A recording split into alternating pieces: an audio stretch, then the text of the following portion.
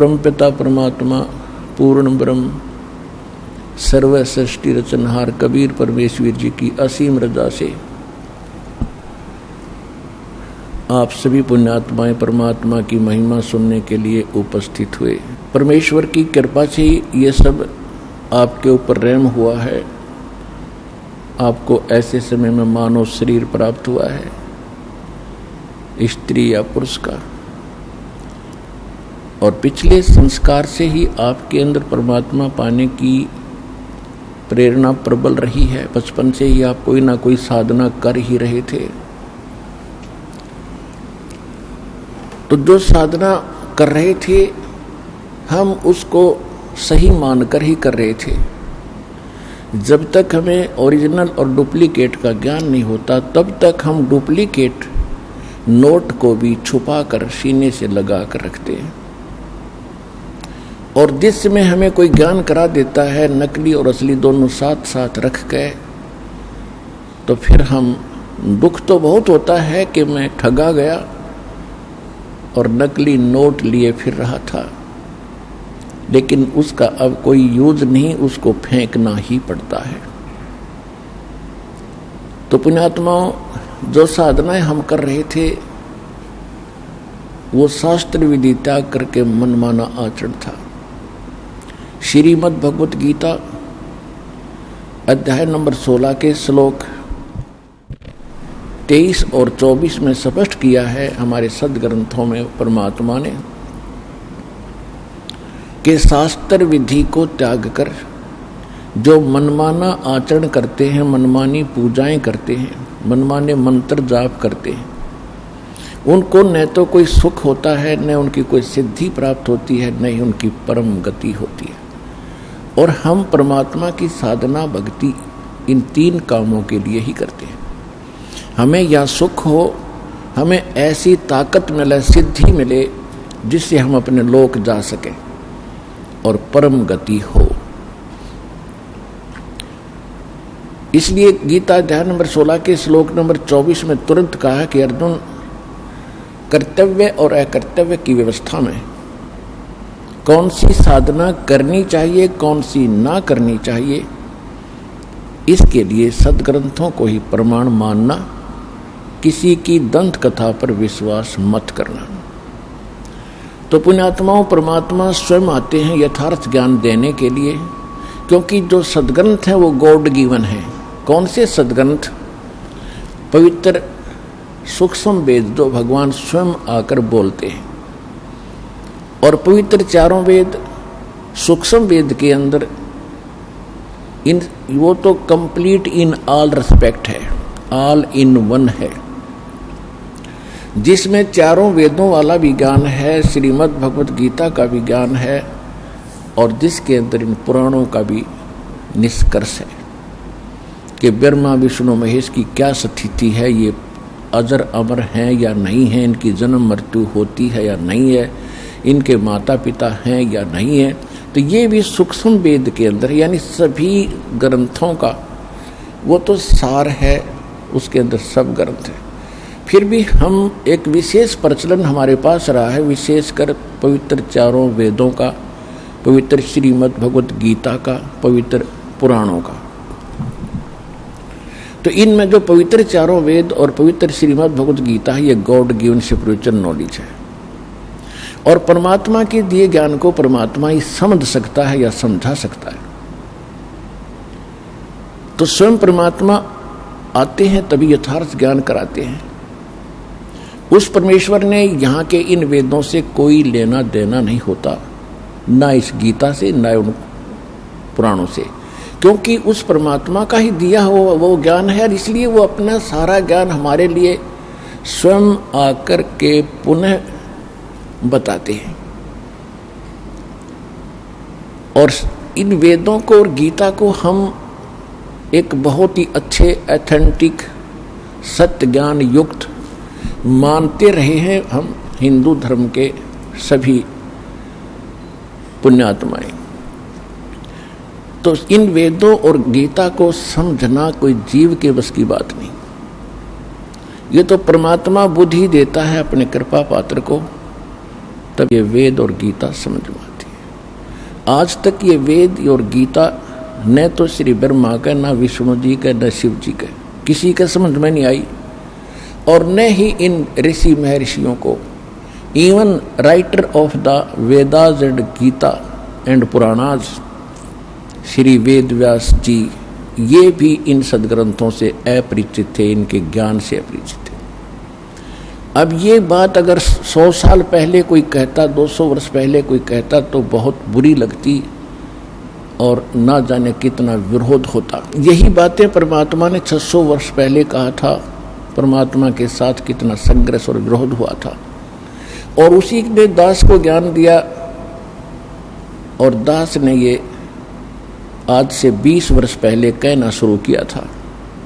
और दास के साथ कितना संघर्ष हुआ ये सर्वविदित है। 21 महीने जेल भी झूठे केस में दास ने रहना पड़ा।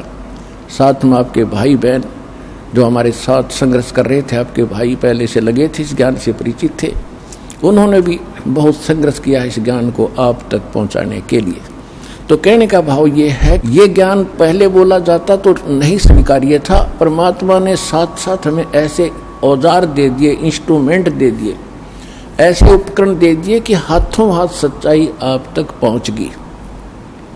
सबसे पहले आपको शिक्षित किया। सन 1960-65 के बाद इस शिक्षा की ऐसी बाढ़ ला दी परमात्मा ने, सबके हृदय में ऐसी प्रेरणा कर दी कि अपने बेटे और बेटियों को पढ़ाना ही पढ़ाना है। ये तो हमें पता है कि शिक्षा के बाद कितनों को सर्विस मिली है जिस उद्देश्य से पढ़ा करते थे, लेकिन अब दास की आंखें परमात्मा ने जो खोल दी, पता चला है कि मालिक ने इसलिए पढ़ा था कि मेरे बेटा बेटी मुझे पहचान सकेंगे। आज तक यही अंधेरा रहा कि हम भगवान को पहचान नहीं सके, सदग्रंथों को हम समझ नहीं सके। जिनको हम विद्वान मानते थे वो संस्कृत भाषा तो जानते थे, व्याकरण भी बढ़िया थी, लेकिन वेद गीता और पुराणों का वो कैखा नहीं जानते थे।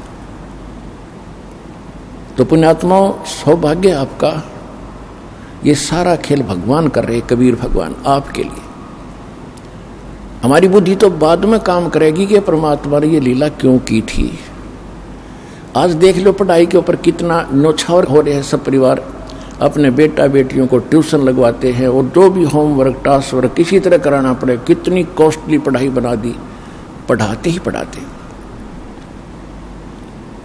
और ये हमें मालूम है कि 10% ही पढ़ाई का जिस उद्देश्य से पढ़ रहे हैं वो लाभ उठाते हैं, 90% अपना दैनिक कार्य ही कर रहे हैं। तो इसलिए हमें परमात्मा ने शिक्षित किया कि आप भगवान को पहचान के और भक्ति करके इस दीर्घ रोग का नाश करवा लोगे, फिर सदा सुखी होगे। असली पढ़ाई तो अब शुरू होगी आपकी, जो दास पढ़ा रहा है। ये शिक्षा आपका यहाँ भी काम आएगी और परलोक भी सुधरेगा, सतलोक चले जाओगे जो सदा सुखी रहोगे।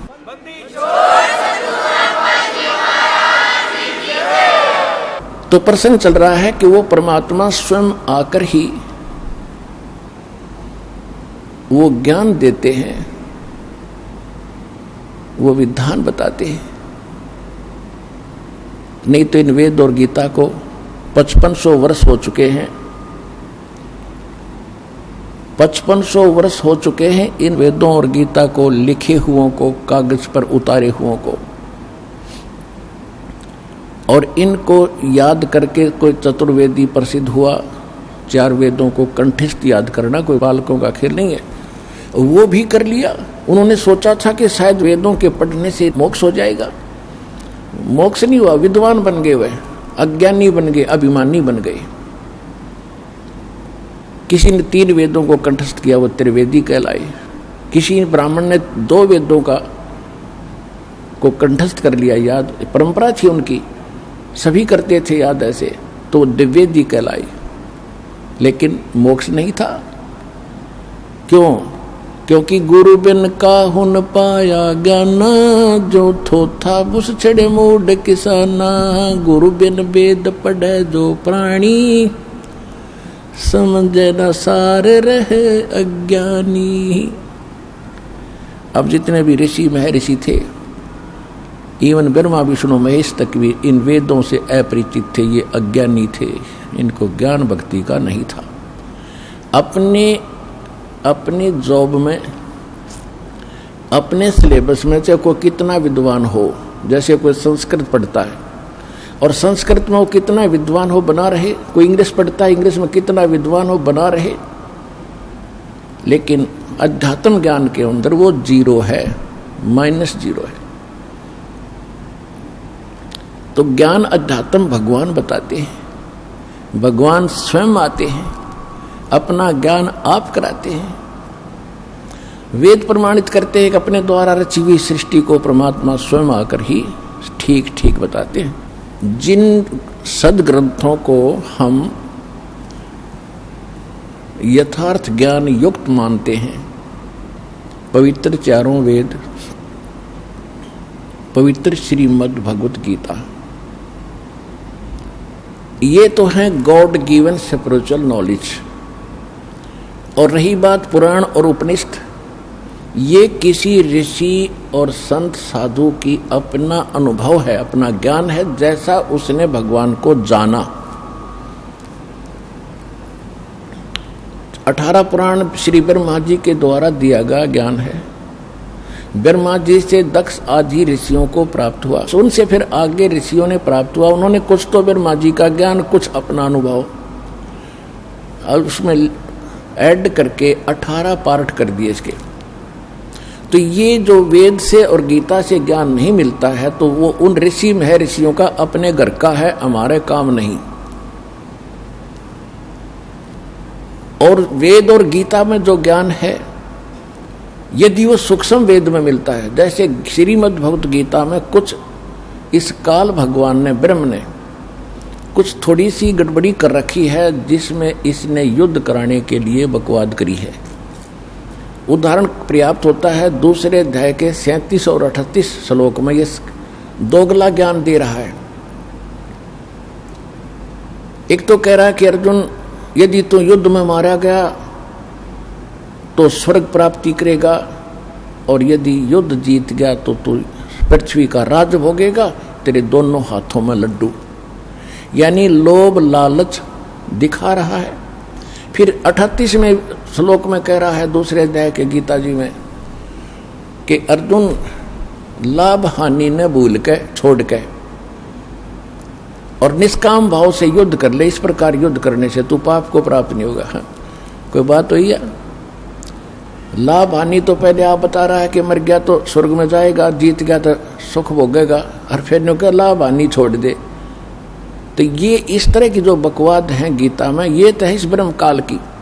बाकी जो शेष ज्ञान है, जो अध्यात्म सत्र का, भक्ति मार्ग का, वो बिल्कुल वेद वाला ही है। ये क्या था कि परमात्मा ने ये कंप्लीट स्पिरिचुअल नॉलेज, जिसको सवसम वेद, सूक्ष्म वेद भी कहते हैं, सवसम वेद भी कहते हैं, परमात्मा ने सबसे पहले जब ये सृष्टि रची थी काल की, इस काल के अंतःकरण में फैक्स कर दिया था, ईमेल कर दी थी।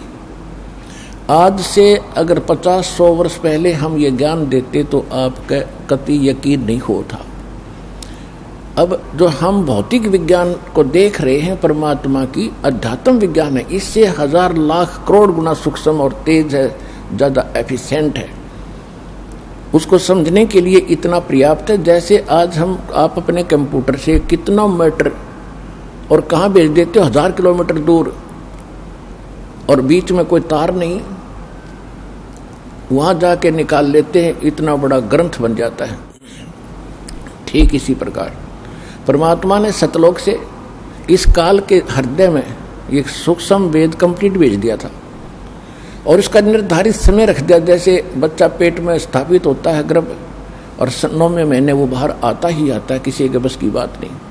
ठीक इसी प्रकार जब ब्रह्मा और विष्णु की उत्पत्ति इसने कर दी दुर्गा के संयोग से, यानी दुर्गा देवी और काल ये दोनों पति पत्नी हैं। ये गुप्त रहता है, इसने प्रतिज्ञा कर रखी है कि मैं किसी के सामने नहीं आऊँगा। क्यों? इसने गलती गढ़ी कर रखी है। इसको श्राप लगा है 1 लाख मानव शरीरधारी प्राणियों को रोज खाने का। तो ये सामने आ जाए, सबको पता लग जाए ये कसाई है, तो सब इससे नफरत करें, इसलिए छुपा रहता है। गीता अध्याय नंबर 7 के श्लोक नंबर 24 और 25 में स्वयं कहता है कि अर्जुन, ये मूर्ख लोग मुझ अव्यक्तम व्यक्ति में अपनम मनन्ते, मुझ अव्यक्त को, अव्यक्त माने मैं गुप्त रहता हूँ, अपनी योग माया से छुपा रहता हूँ, मैं किसी के समक्ष नहीं आता।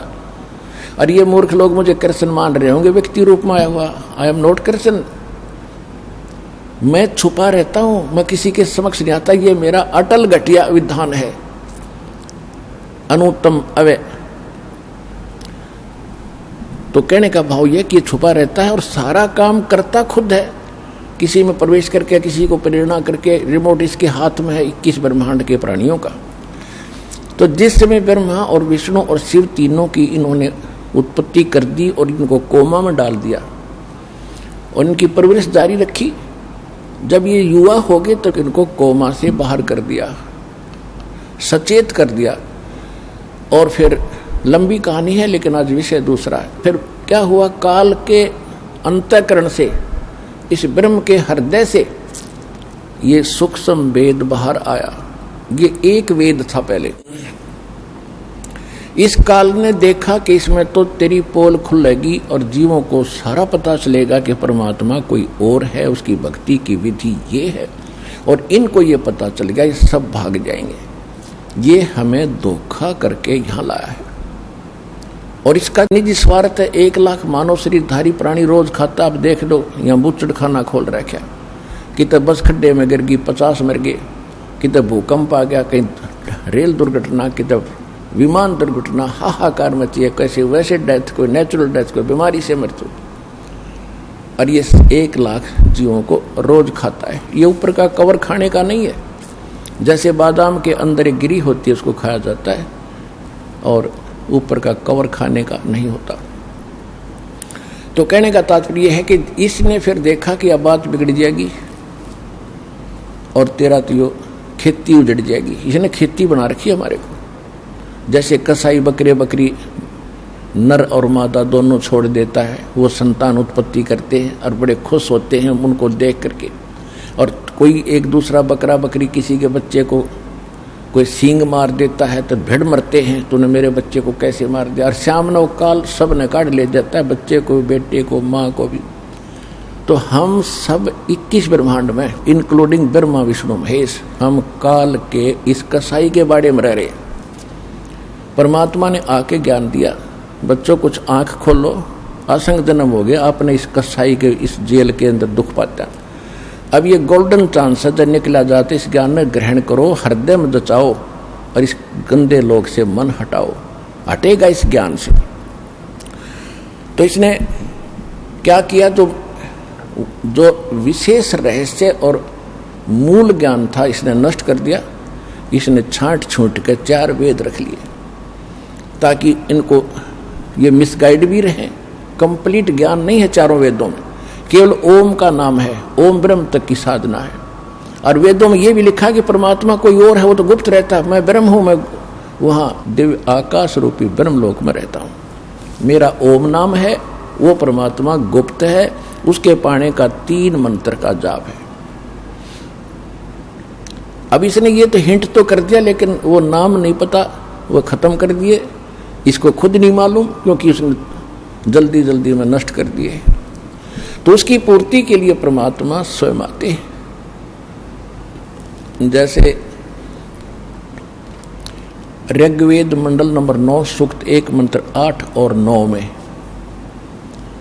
ऋग्वेद मंडल नंबर 9 सूक्त 67 मंत्र 26 में ये स्पष्ट किया है कि वो परमात्मा 3 प्रकार से हमारे केयर टेक करता है, 3 प्रकार के शरीरों से, 3 सतिथि से। एक सतिथि है परमात्मा सत्यलोक में रहते हैं, एक सिंहासन के ऊपर यानी तकत के, तकत कहते हैं जैसे दिल्ली के तकत पर, जैसे हम पढ़ा करते इतिहास, दिल्ली के तकत पर अकबर बादशाह का शासन था। तकत माने सिंहासन, राजगद्दी। तो परमात्मा सतलोक में सिंहासन पर अनंत कोट ब्रह्मांड के राजा महाराजा सम्राट के रूप में विराजमान है। उनके सिर पर मुकुट है, ऊपर श्वेत छत्र है दाता के, और एक बहुत सुंदर गुम्बद है, बहुत बड़ा। जैसे ये मंदिर वगैरह बनाए गए हैं, मंदिरों की सतिथि तो अलग बना दी, लंबी चोटी कर दी, उसकी चोटी लंबी नहीं है, गोलाई है, गुम्बज टाइप। और उसके अंदर मालिक बैठे हैं जिनके एक रोम यानी शरीर के बाल को रोम कहते हैं, और जहाँ बाल उगा है उसको रोमकूप कहते हैं। तो एक रोम की परमात्मा के प्रकाश इतना है जैसे करोड़ सूर्य करोड़ चंद्रमा मिला दे तो भी फीका पड़े, इतना नूर है उस परमपिता के। पूरी बॉडी का अंदाजा लगा सकते हो आप। तो वहाँ वो बैठे हैं। दूसरी स्थिति में वही परमात्मा प्रत्येक युग में एक लीला करते हैं हमारे लिए। एक शिशु रूप धारण करके ऊपर से आते हैं, एक किसी तालाब के अंदर कमल के फूल के ऊपर शिशु रूप धारण करके बालक का, छोटे बालक का रूप धारण करके वो विराजमान होते हैं। और वहाँ से कोई निसंतान दंपति, कोई जिनका संतान ना हो, बेऔलादे, वो पति पत्नी, उनको उठा ले जाते हैं। वहाँ परमात्मा की परवरिश की लीला होती है। और परमात्मा की परवरिश की लीला कंवारी गायों से होती है। अब ये तो है वेद ज्ञान। ये दूसरी स्थिति में परमात्मा ऐसे आते हैं। और तीसरी स्थिति उनकी क्या है कि वे कहीं भी कभी भी कहीं भी प्रकट हो जाते हैं, एक साधु संत महात्मा या कोई अन्य रूप बना के, और अपनी प्यारी आत्माओं को मिलते हैं, उनको भी यथार्थ ज्ञान समझाते हैं, उनको ज्ञान देते हैं और सतलोक से परिचित करा के उनको वापस छोड़ देते हैं। कलयुग के अंदर इस परमात्मा की लीला विशेष पिक्चर में है, विशेष प्रमाणित है। इसी से अंदाजा लगा लेना कि चारों युगों में परमात्मा ने ऐसा ही किया है। तो इसमें जो तीसरी स्थिति में परमात्मा आए हैं वो किन किन महापुरुषों को मिले हैं जो दास के नॉलेज में है। आदरणीय धर्मदास साहिब जी, आदरणीय मलुकदास साहिब जी, आदरणीय नानक साहिब जी सिख धर्म के प्रवर्तक, आदरणीय दादू साहिब जी, आदरणीय गरीबदास साहिब जी गांव छुड़ानी जिला झज्जर हरियाणा वाले, आदरणीय गीसा दास साहिब जी गांव खेखड़ा जिला बागपत उत्तर प्रदेश वाले, और आदरणीय स्वामी रामानंद जी काशी वाले आचार्य पंडित जी, उनको मिले थे। आज आपको जो परमात्मा कलयुग के अंदर प्रकट हुए उसकी जानकारी देंगे, क्योंकि परमात्मा के ज्ञान को हम समझ नहीं सके। और हमारे धर्मगुरु कबीर परमात्मा को एक धानक, एक शूद्र, एक जुलाहा कह करके उनसे हमारे हृदय में उनके प्रति नफरत पैदा कर रखी थी कि वो तो शूद्र जाति का था, अनपढ़ था, वो पता नहीं क्या क्या बकवाद करता था। और यहाँ तक बकवाद कर रखी थी कि वो किसी विधवा ब्राह्मणी का जन्म लिया था और वो शर्म के मारे कहीं डाल गई थी कि इन लोगों ने तो ठेका ले रखा था, काल के एजेंट बन गए थे, ये भगवान से हमें दूर रखने का इन्हें कॉन्ट्रैक्ट ले रखा था, एग्रीमेंट कर रहे थे काल से। लेकिन ये एग्रीमेंट कब तक चलेगा मालिक के सामने? परमात्मा ने समय रख दिया था कि चौथा युग जब कलयुग आवे तब हम अपना अंश पठावें। काल फंद छूटे नर लोई, सकल सृष्टि परवानी कोई, घर घर देखो बोध विचारा, सत नाम सब ठोर उचारा।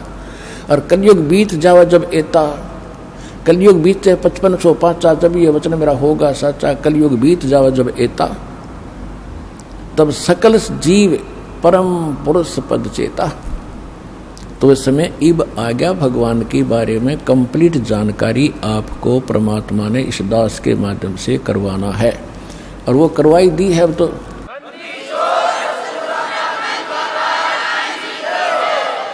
क्योंकि परमात्मा परमात्मा ही होता है, उनका कोई भी काम इनकम्प्लीट नहीं होता, उसमें कोई त्रुटि नहीं होती, कोई मीन मेख नहीं होती।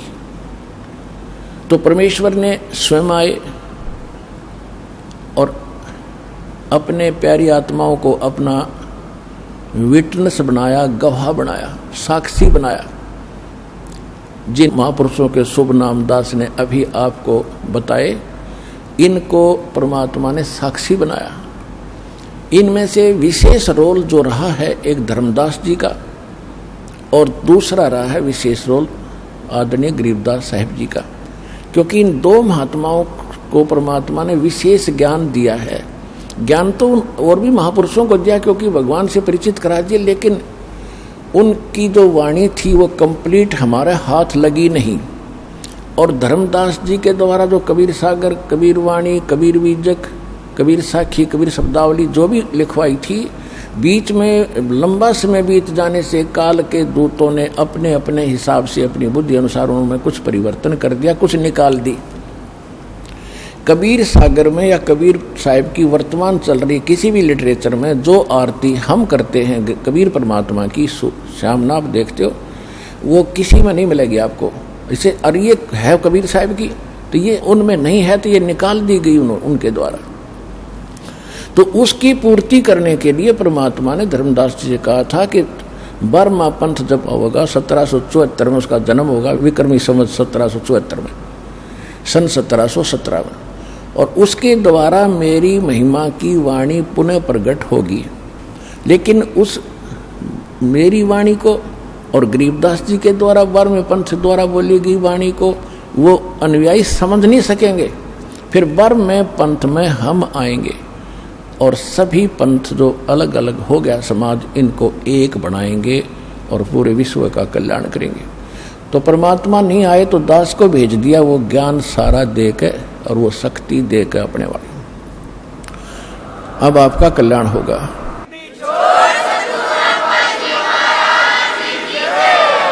तो प्रसंग उठा है कि गरीबदास जी ने परमात्मा के बारे में कहा, ना सतगुरु जननी जने उनके माने बापे, पिंड ब्रह्मंड से रहित जाना तीनों तापे। कि ना सतगुरु जननी जने, कबीर परमात्मा माँ से जन्म नहीं लिया और उनके कोई माता पिता नहीं है। और परमात्मा ने जब गोरखनाथ जी के साथ गोष्ठी हुई थी और गोरखनाथ जी के छक्के छुड़ा दिए थे, सिद्धि में भी वो फेल कर दिया था, तब गोरखनाथ जी ने पूछा था, भगवान आप कौन हो? मेरे सामने सिद्धि में कोई टिकने वाला आज तक नहीं था।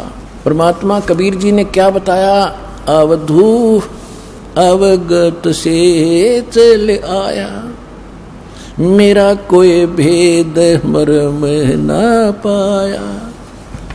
अवधू अवगत से चल आया, मेरा कोई भेद मर्म ना पाया।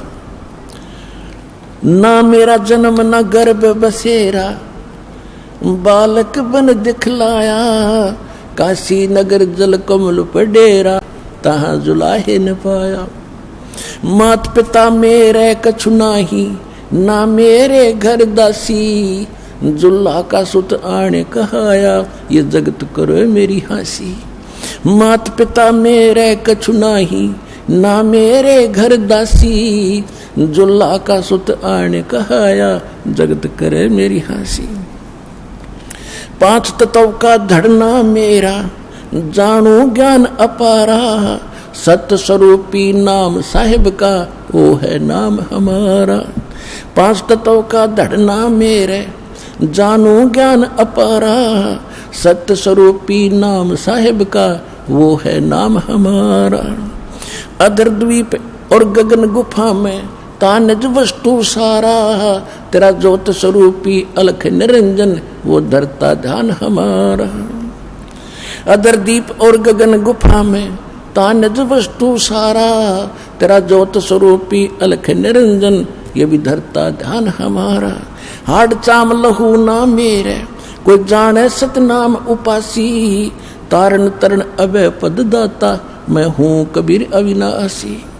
हाड चाम लहू ना मेरे, कोई जाने सतनाम उपासी, तारण तरण अभय पद दाता, मैं हूँ कबीर अविनाशी। परमात्मा ने कहा कि ना मेरा जन्म ना गर्भ बसेरा, एक बालक बन दिखलाया, और काशी नगर जल कमल पर डेरा, तहाँ जुलाहे न पाया। मात पिता मेरे कछु नाही, ना मेरे घर दासी, और जुल्ले का सुत आन कहाया, जगत करे मेरी हंसी। मेरे कोई माता पिता नहीं, ना मेरे कोई पत्नी थी और मैं कोई संस्कार था पिछला इनके साथ मेरा, क्योंकि ये नीरू नीमा जो जुलाहे थे ये द्वापर युग में सुदर्शन भगत के माता पिता थे। और सुदर्शन भगत ने एक बात मांगी थी, परमात्मा आपने सब कुछ दे दिया, नाम दे दिया, ऐसा ज्ञान दे दिया, पर दुर्भाग्य रहा मेरे माता पिता का, उन्होंने आपका ज्ञान सुना नहीं, ना आपकी बात मानी, ना नाम लिया दाता। और माता पिता का कर्ज मेरे से उतरेगा कैसे दाता, एक दया करियो, उनको किसी जन्म में शरण में लेकर पार करना दाता। तो परमात्मा ने कहा, सोचा था कि ये मूर्ख भी मरेगा माँ बाप के मोह में, तब परमात्मा ने कहा था या चिंता छोड़, टेंशन छोड़ दे तू, उन्हें मैं पार करूँगा। तो तब संतोष हुआ था उस भोले भगत के। परमात्मा ने पता था यो भी जागा नरक में, जे आज इसको आश्वासन ही दूंगा। सुदर्शन जी को ये पता था कि परमात्मा ने जो कह दिया वो फाइनल है, तब वो निश्चिंत होकर सतलोक गया था, नौ भी रह जाता यहीं पर। तो उस आधार से परमात्मा ने, ये नीरो नीमा वही आत्माएं थी, तो इनके लिए मालिक ने देखो कहाँ जंगल में आके विश्राम किया एक कमल के फूल पर, और फिर जुलाहों में झोपड़ी में आज से 600 वर्ष पहले क्या स्थिति थी आम नागरिक की अपने हिंदुस्तान के अंदर, और वो शूद्र जाति वहाँ कैसे रहते थे, कैसा वहाँ पर भेड़ बकरियों का मलमूत्र बांस उठी रहा करती, बदबू आती थी, बेड स्मेल होती थी, और वहाँ भी रहे मालिक हमारे लिए। और हम इतनी शराब, इतनी भांग पिए पड़े हैं काल के जूठे रंग की, इस चोचलों की, हम भगवान को पहचान नहीं पा रहे हैं।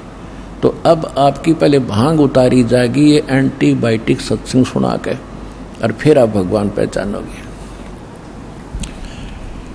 परमात्मा कहते मात पिता मेरे कुछ नाही, ना मेरे गरदासी, और मैं जुल्हे का सुत आण कहाया, और यो जगत करे मेरी आसी।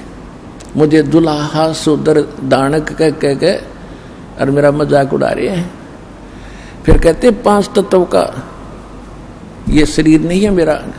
यजुर्वेद अध्याय नंबर 40 के मंत्र 8 में उसमें लिखा है कि सपरि आगात कबीर मनीषी शुक्रम अकायम ऐसनाविरम। परमात्मा जो है, जो कबीर परमेश्वर है, कबीर परमेश्वर सर्वज्ञ है, मनीषी माने विद्वान सर्वज्ञ, और उनका शरीर शुक्रम अकायम ऐसनाविरम अबिंदम, उसका शरीर जो मालिक का है वो स्नायु से वाला नहीं है, और माता पिता से बनी हुई काया नहीं है, शरीर से शुक्र से बनी हुई काया नहीं है, माता पिता के शुक्र से रज बीरज से बनी हुई उसकी काया नहीं है। अब इन अनाड़ी ऋषियों ने 40वें अध्याय के 8वें श्लोक को कैसे गलत डिफाइन कर दिया, शुक्रम अकायम, कि वो अकायम है। और शुक्रम क्यों कहा फिर उसने, शुक्रम शब्द किस लिए लगा दिया, कायम शब्द पर्याप्त था, फिर क्यों ऐसनाविरम माने उसके नर्वस सिस्टम नहीं है, स्नायु नहीं है, ऐसनाविरम शुक्रम अकायम, शुक्र से बनी हुई काया नहीं है और उसमें नाड़ी तंत्र नहीं है, वो स्वयंभू है, प्रिभू है, सबसे पहला परमात्मा है, सप्रियागात, सबसे पहला देहधारी वही है, सप्रियागात यानी सबसे पहला देहधारी वही परमात्मा है। और उसका शरीर कैसा है, वो शुक्रम अकायम है स्नाविरम, वो माता पिता के शुक्र से बना हुआ उसका शरीर नहीं है, नाड़ी तंत्र उसके अंदर नहीं, लेकिन है साकार, वो स्वयंभू है, उसका कोई जनक नहीं है। तो यहां बताते हैं 5 तत्व का धड़ना मेरे में जानो ज्ञान अपारा, और सत्स्वरूपी नाम साहिब का ओ ही नाम हमारा, यानी असली नाम परमात्मा का कबीर साहब है, और कहते वो ही नाम है मेरा असली नाम, ये समझ लो। और कहते अदर द्वीप गगन गुफा में तानिज वस्तु सारा, और तेरा ये ज्योत स्वरूपी काल निरंजन ब्रह्म, ये भी धरता ध्यान हमारा, ये भी मेरा ध्यान करता है, और वहां से फिर मैं इसको टुकड़ा देता हूं, इसका 21 ब्रह्मांड चल रहा है। हाड चाम लो ना मेरे, ये हाड चामड़ा लो का शरीर नहीं है, कोई जाने सतनाम उपासी, यानी मेरे इस स्थिति को उस समय जानेंगे जब सतनाम का प्रचार सब जगह हो जाएगा, उनके अंदर सब प्रमाणों से प्रमाणित किया जाएगा। और तारण तरण अभय पद दाता, मैं हूँ कबीर अविनाशी, कि मैं हूँ तारण तरण अभय पद देने वाला, सतलोक ले जाने वाला। मैं कबीर अविनाशी हूँ, वास्तव में मैं परम परमात्मा हूँ।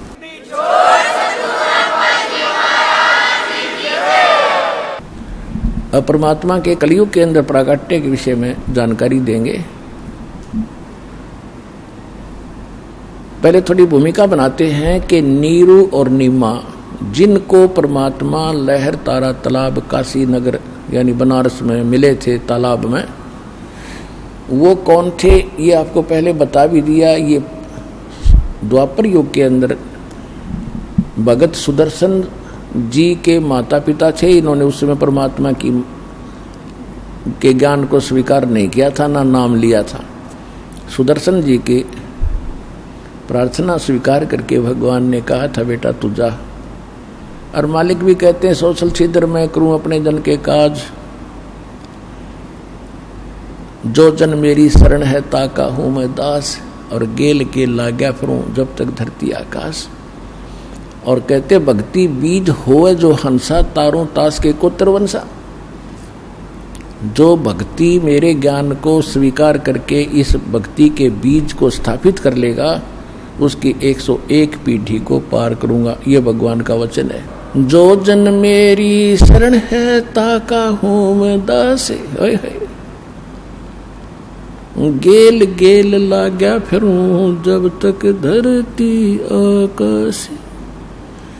आपके लिए भगवान कहाँ से पीछे पड़ा हुआ, पर आप बच्चे हो, आप आगे आगे हो, पिताजी पीछे पीछे घूम रहा है, आप भाग भाग कर दौड़ के और गिर जाते हो गड्ढे में, काल के गड्ढे में, 84 लाख योनियों में फिर पड़ जाते हो। फिर इंतजार करता है दयालु कि कब इनको मनुष्य जन्म मिले, कब इनको फिर सद्बुद्धि दूं, ये पहचाने मेरे को। तो पुण्यात्माओं, अब वो समय आया है जो परमात्मा ने पूर्व निर्धारित किया था। अब इसके लिए हमने ज्ञान सुनना अनिवार्य है, क्योंकि ज्ञान के बिना हम परमात्मा से जुड़े नहीं रह सकते।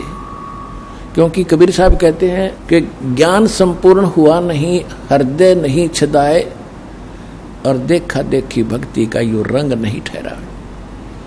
अब जैसे किसी ने सुन लिया कि हमें ये लाभ दे दिया, बरवाला आश्रम में गए थे, हमें ये सुख हो गया, दूसरे भी देखा देखी आ गए, उनको भी सुख हो गया, 1 हो गया, 2 हो गए, 3 हो गए, और चौथा ना होया छोड़ गए, फिर जाएंगे उड़ा मत्था टेकन जहाँ पहले धक्के खाया करते, तो फिर भगवान हाथ उठा लेगा। तो इसलिए ज्ञान होना अनिवार्य है। ज्ञान होने के बाद आप यहाँ से नहीं जा सकते।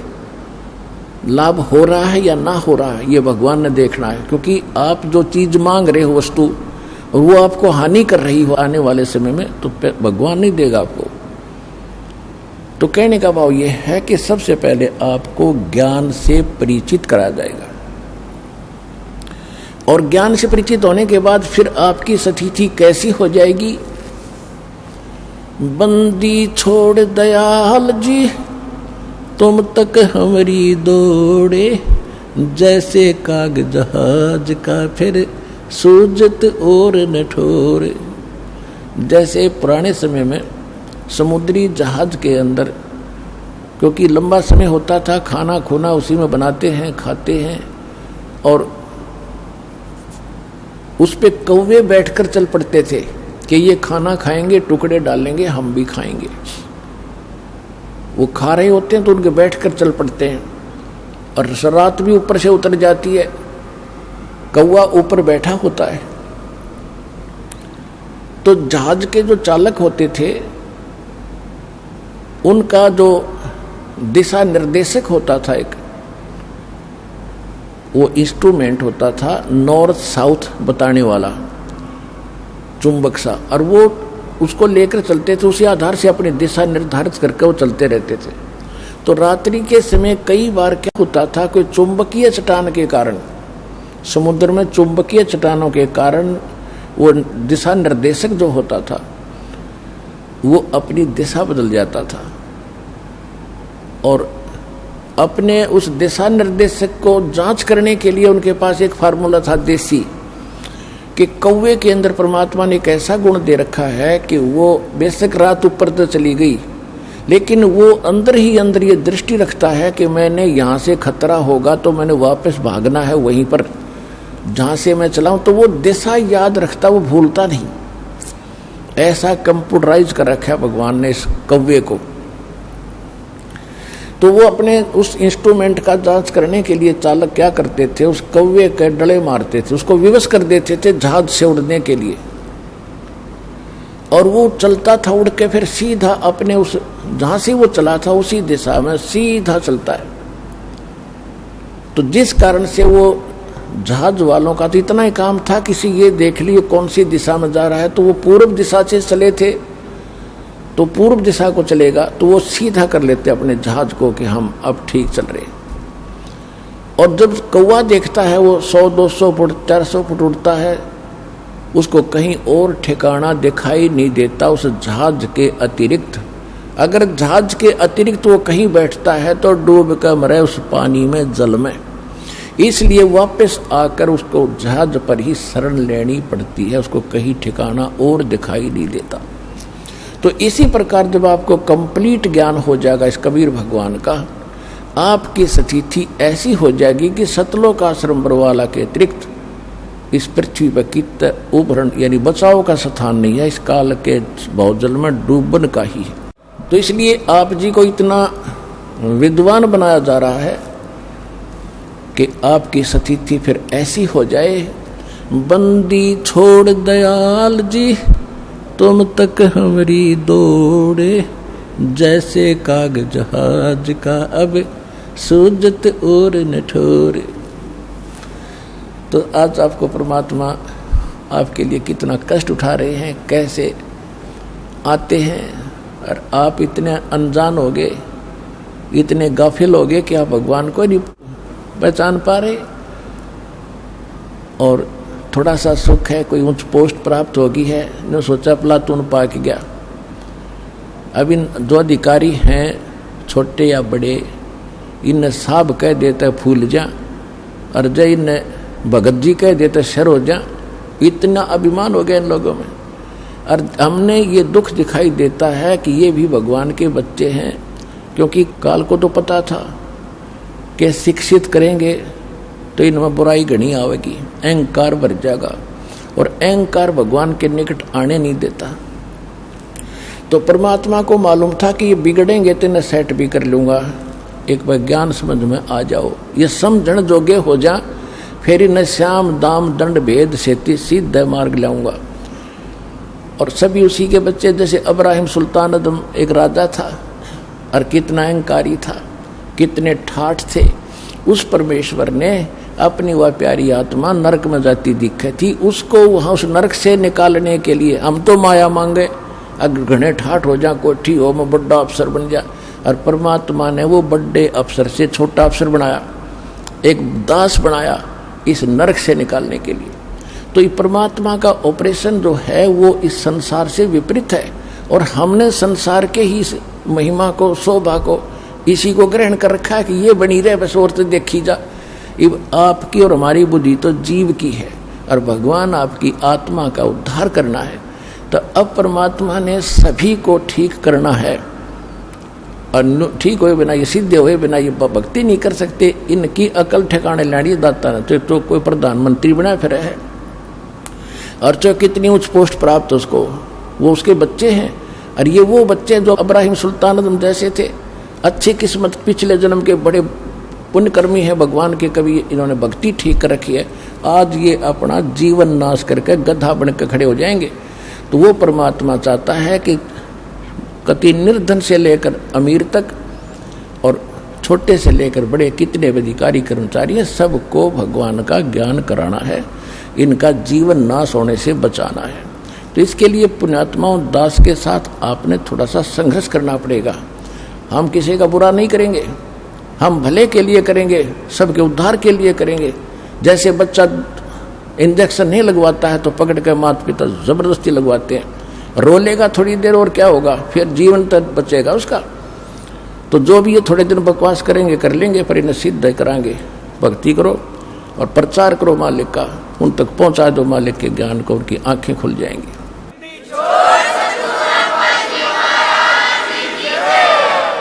तो आज जो है परमात्मा इसीलिए आते हैं। ये नीरू नीमा उसी जन्म में गौरी शंकर और सरस्वती नाम के ब्राह्मण ब्राह्मणी थे।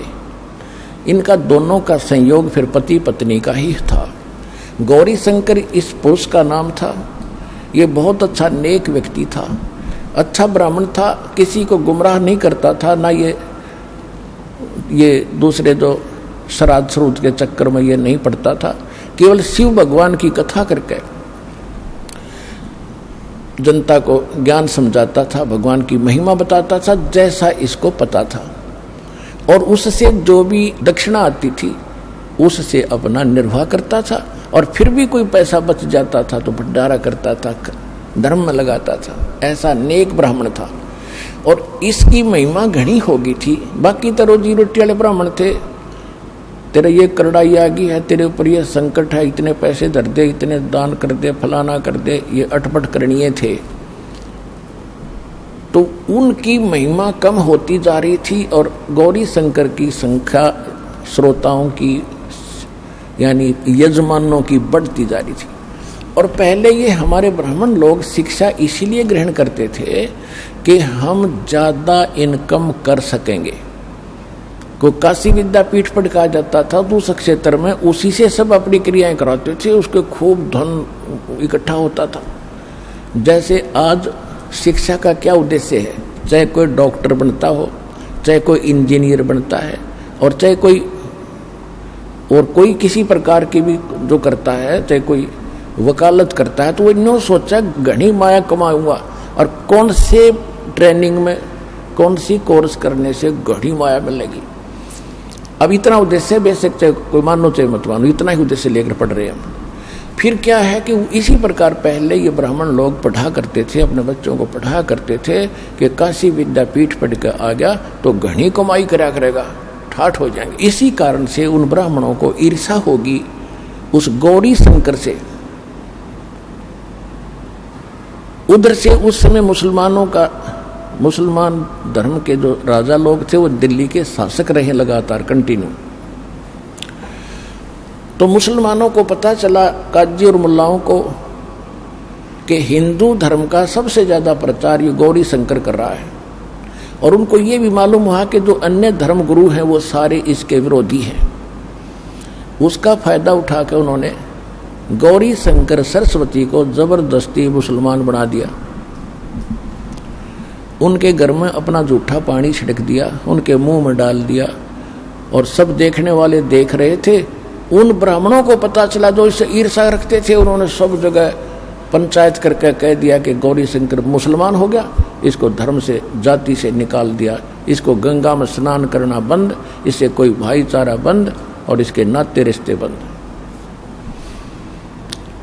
अब वो ऐसा ही हो गया और उसके पास कोई चारा बचा नहीं। गौरी शंकर सरस्वती के पास उन्होंने मुसलमान धर्म स्वीकार करना पड़ा।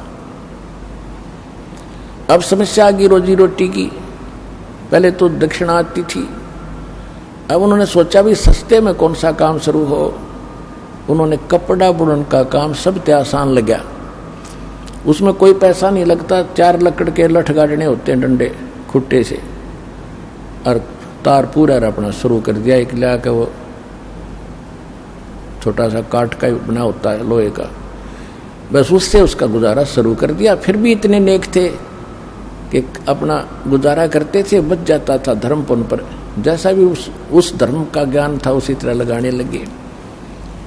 अब परमात्मा अपने पूर्व संस्कार अपने वचनानुसार उनको आके संभालना ही था, और उसके साथ साथ फिर अपनी जो लीला वो करते हैं प्रत्येक युग में वो भी करनी ही थी। संवत 1455 विक्रमी संवत 1455 सन 1398 ज्येष्ठ सुदी पूर्णमासी को सुबह सुबह परमात्मा ब्रह्म मुहूर्त के अंदर, ब्रह्म मुहूर्त होता है सूर्य उदय होने से लगभग 1.5 घंटा पूर्व का समय, तो उस समय परमात्मा सतलोक से आकर के इससे पहले थोड़ा ये बताना अनिवार्य हो गया कि नीरू और नीमा उनके नाम रख दिए। गौरी शंकर का नाम रख दिया नूर अली, उसको शॉर्टकट में नीरू कहा करते थे, और उसका सरस्वती का नाम रख दिया नियामत, तो उसको कहने लगे नीमा। तो नीरू नीमा का गंगा घाट पर स्नान करना बंद कर दिया हिंदुओं ने, धर्म गुरुओं ने। तो उन्होंने सोचा कि कोई ऐसा स्थान खोजें जहाँ गंगा का ही जल बाहर आ रहा हो। तो एक लहर तारा नाम का एक सरोवर था जिसमें गऊ घाटों के ऊपर से, जहाँ गऊ घाट बने होते थे, उनके ऊपर के वर्षा के दिनों में ओवरफ्लो होकर दरियाएं चलती हैं, तो तब झालों से उछल उछल कर जल और एक सरोवर का रूप ले लेता था, धारण कर लेता था। फिर वो सारा वर्ष बड़ा निर्मल जल रहता है, क्योंकि गंगा के जल में एक विशेषता है, वो खराब नहीं होता, बहुत स्वच्छ और निर्मल जल, उसमें कमल के फूल उगाए होते हैं।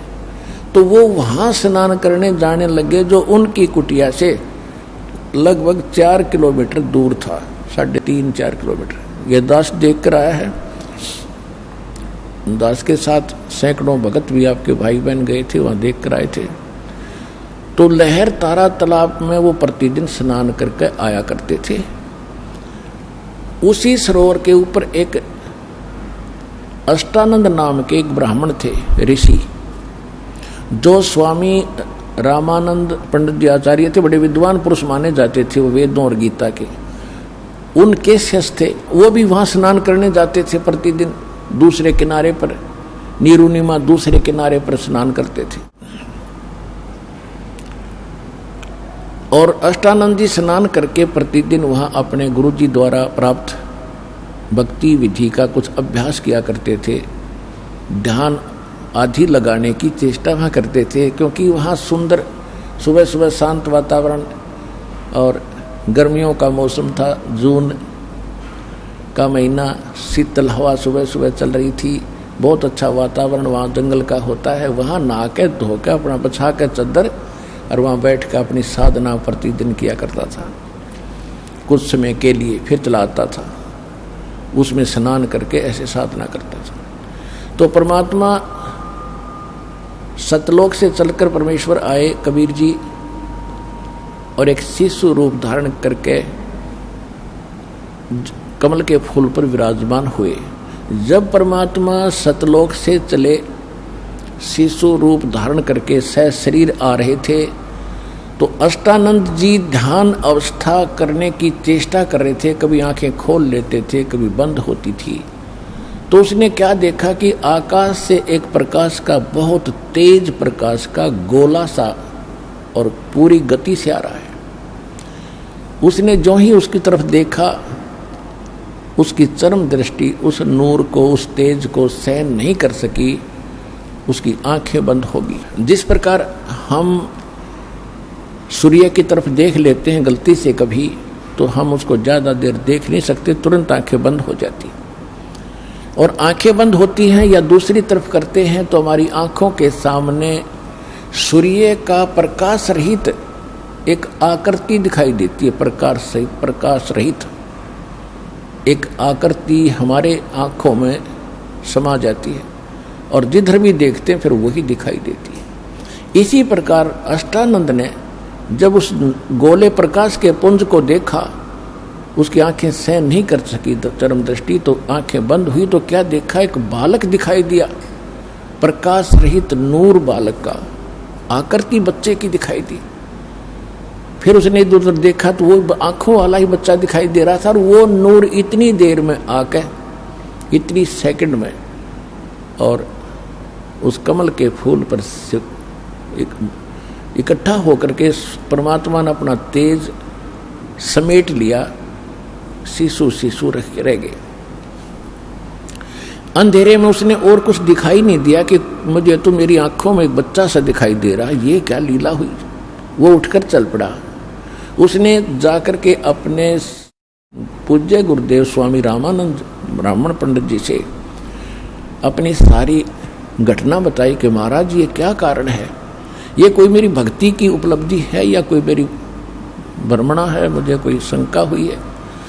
तो उन्होंने कहा कि बेटा, ऐसी जब सतिथि होती है, ऐसी जो लीला होती है, ये ऊपर से अवतार गण आते हैं और यहाँ किसी माँ के गर्भ में जन्म लेंगे, वो उनके शरीर में चले गए हैं और कुछ दिनों में जन्म लेकर वो अपनी लीला करेंगे बेटा, जैसा उनका निर्धारित होता है।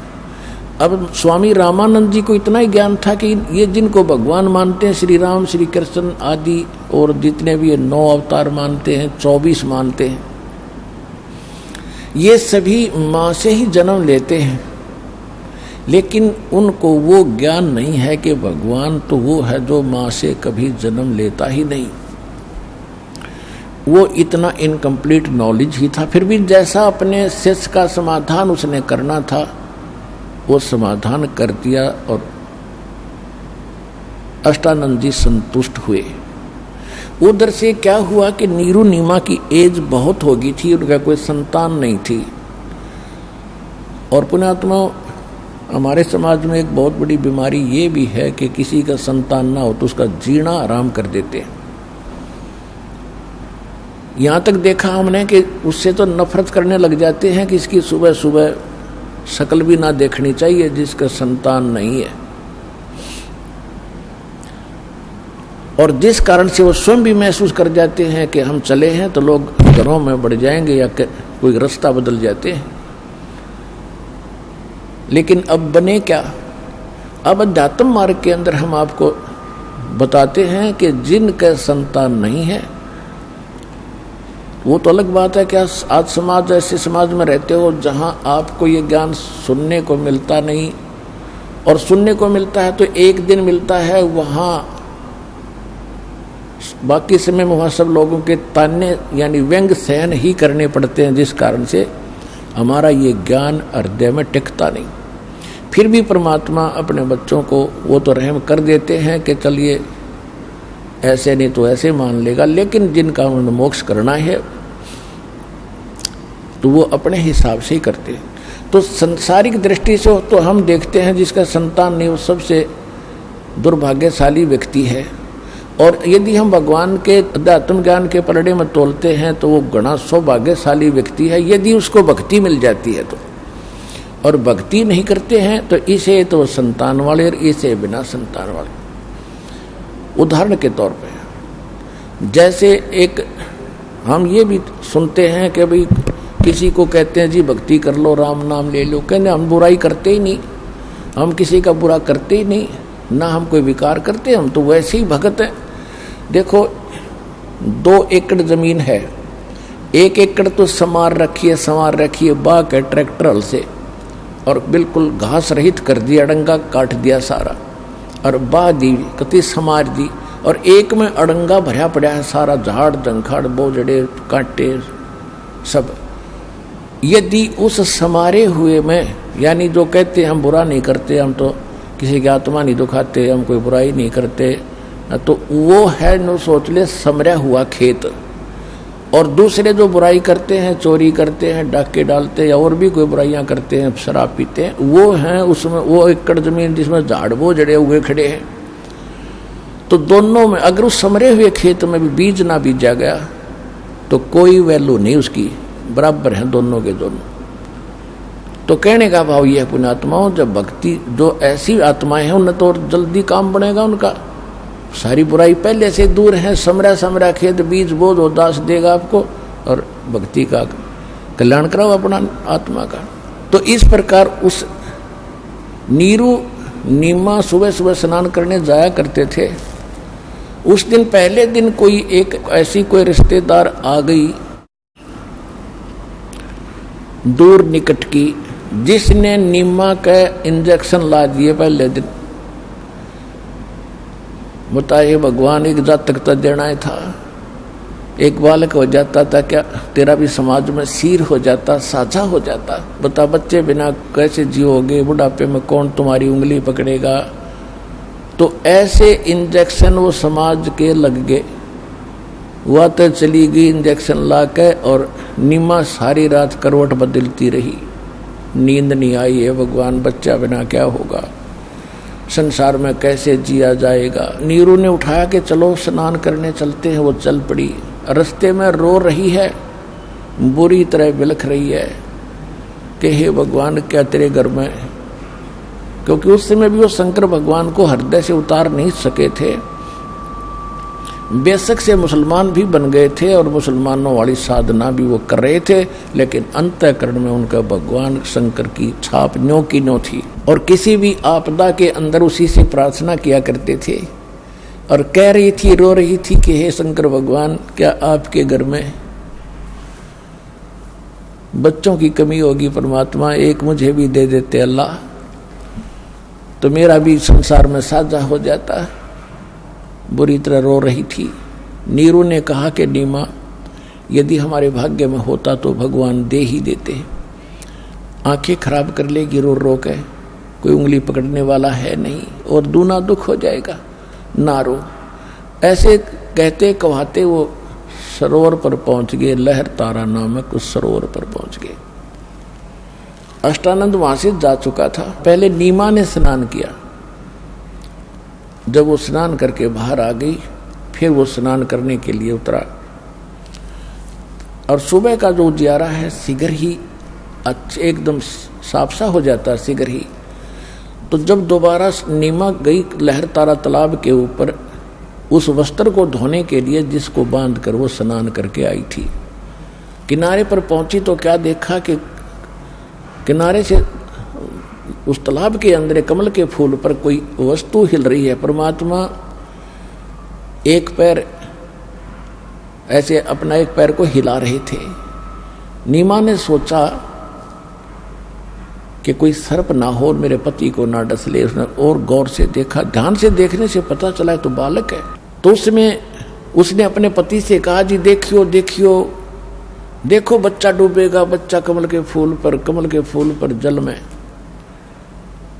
अब नीरू नहा रहा था ऐसे ऐसे करके, गोते लगा रहा था। वो कह रहा कि नीमा तो कति मेंटल होगी, तेरा दिमाग चल गया, अब तुझे जल में भी बच्चे दिखाई देने लगे, तो मान मेरी बात, ज्यादा वहम छोड़ दे। तो उसने फिर के साथ कहा, जी देखो सचमुच तो देखो तो जरा। जब उसने देखा जिधर वो संकेत कर रही थी तो सचमुच बालक कमल के फूल पर। उसने न्यू का न्यू उठा लिया उस फूल के समेत। चित्र परमात्मा का ये देखिएगा, चित्र परमात्मा। ना मेरा जन्म न गर्भ बसेरा, बालक बन दिखलाया, काशी नगर जल कमल पडेरा, तहां जुलाहे न पाया। मात पिता मेरे कछु नाही, ना मेरे घर दासी, जुल्ला का सुत आने कहाया, जगत करे मेरी हासी। नीरू ने ला करके वो बच्चा अपनी पत्नी को थमा दिया। अपने आत्माओं, जिस परमात्मा के लिए ऋषि महर्षि हमने भी कभी किसी जन्म में शरीर गाल दिए उसको पाने के लिए कठिन तपस्याएं की, उल्टा पैर ऊपर पैर करके नीचे को सिर करके भी साधनाएं की। वृक्षों पर भी झूले, हमने पैर भी सुझा लिए, खड़े तप किए, कई बैठ कर किए। क्यों खोद रहे थे उस मालिक को? क्योंकि उसमें घना गुण है। उसके प्राप्त होने के बाद हमें यहाँ भी सुख और परलोक चले जाएंगे। और वही शीतल सुखदायी परमात्मा जिस माई के सीने से लगा एक बेटे की तरह, अब उसको जो अनुभव सुख का हुआ होगा उसका कोई शब्दों में बयान उसको नहीं किया जा सकता।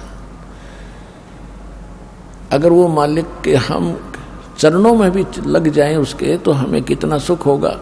और वो सीने से लग रहा है उस माँ के, उस माई को। तो गरीबदास साहिब जी ने उनका चित्रार्थ बहुत अच्छा किया है कि गोद लिया मुख चूम कर हेम रूप जलकंत। कहते हैं उस माई ने उस उठाया, कभी उसके मुंह न चूमे, कभी माथे न चूमे उसके, ने कभी सीने से लगा। और सौ सौ शुक्र मनाओ अपने शंकर भगवान का कि हे परमात्मा, आज याद किया था आपको हृदय से, आज ही आपने पुत्र दे दिया। अपने आत्माओं, ये है चीज, ये वस्तु है जानने की कि हम करते तो कबीर भगवान रहे, सारा कुछ हमारे लिए, और हम इनकी पूजा करते थे इन देवताओं की, और क्रेडिट हम इनको देते थे, महिमा इनकी होती थी। परमात्मा ये चाहते थे कि ये किसी की महिमा करो, क्योंकि परमात्मा को महिमा की आवश्यकता नहीं, उनको तो आपकी आवश्यकता है। और वो ये चाहते थे चलो ये किसी भी डले ढोरे हैं, इनका आस्था भगवान की बनी रहे, कोई दिक्कत नहीं मुझे। और फिर आने दो, इस समय तक आपको लाना था, इस समय तक परमात्मा ने आपको यहां लाना था कि आप में भगवान की चाह बनी रहे, चाहे कोई मंदिर पूजो, चाहे मस्जिद, चाहे गुरुद्वारा या चर्च, या कि तब पत्थर पूजते रहो। जब आपकी आत्मा रोया करती है, जब पिछले पुण्यकर्मी प्राणियों की, तो उन पुण्यों के आधार से यही परमात्मा आपको ये सब कुछ देता रहा। तो पुण्यात्माओं, परमात्मा जिस मालिक के नाम लेते हैं, चर्चा करने से भी हमारे रोम रोम खड़े हो जाते हैं, और उसको माई ने सीने से लगाया, उसको कितना सुखद अनुभव हुआ होगा।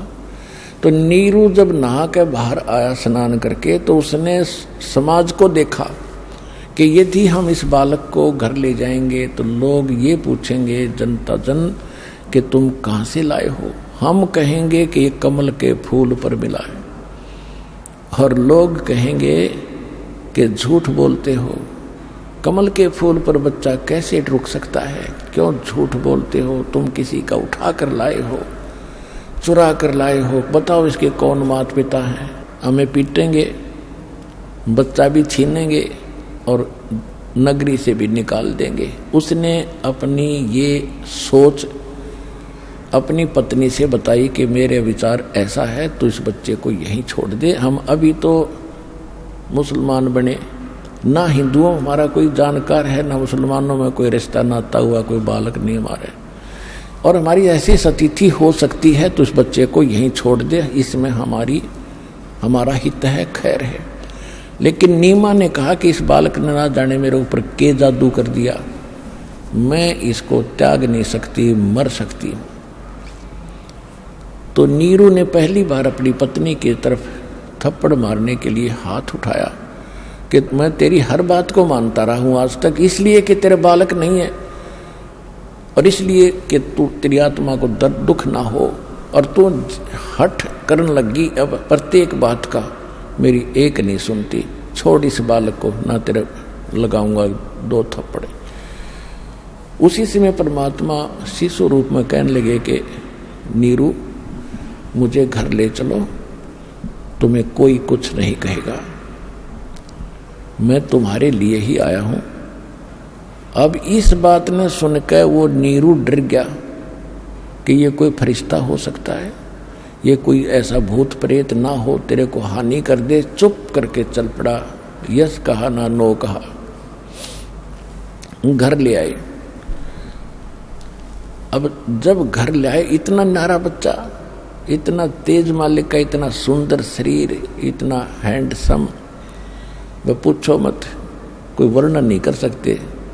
वैसे जुलाहों में उस समय जो जुलाहों की सतिथि होती, आम नागरिक की ऐसी होती थी, सांवले सांवले से रंग होते थे तकरीबन, और उनका न्यारा शरीर था, आखिर तक मालिक तो अलग ही थे। तो जो भी पता लगे कि नीरू नीमा का इतना सुंदर बच्चा मिला इनको, वो ये भूल भाल गए क्यों मिला, कितने मिला, ये जरूर पूछ रहे थे कहाँ मिला, के कमल के फूल पर था। अब किसी ने इतना विवेक का ना करा कि कमल के फूल पर कैसे हो गया, जन्म पाया, तो कुछ उन्होंने अपने हिसाब से थोड़ा बहुत चेंज भी कर दिया। वहाँ पर रखा था किनारे पर कमल के फूल पर धरा था कि ये खाम खाम चट वो ना करेंगे चट चट। तो कहने का भाव ये है कि सारा गांव ऐसे देखने के लिए चला उस बच्चे को, जैसे मंडली बनाकर औरतें गीत गाती हुई आया करती हैं, किसी के कोई देखना होता था, कोई बच्चा हो जाता था, ऐसे आने लगी। यहां तक कि राजाओं तक ये बात पहुंची कि इतना सुंदर बालक आज तक देखा ना सुना। तो ये बात खत्म हुई।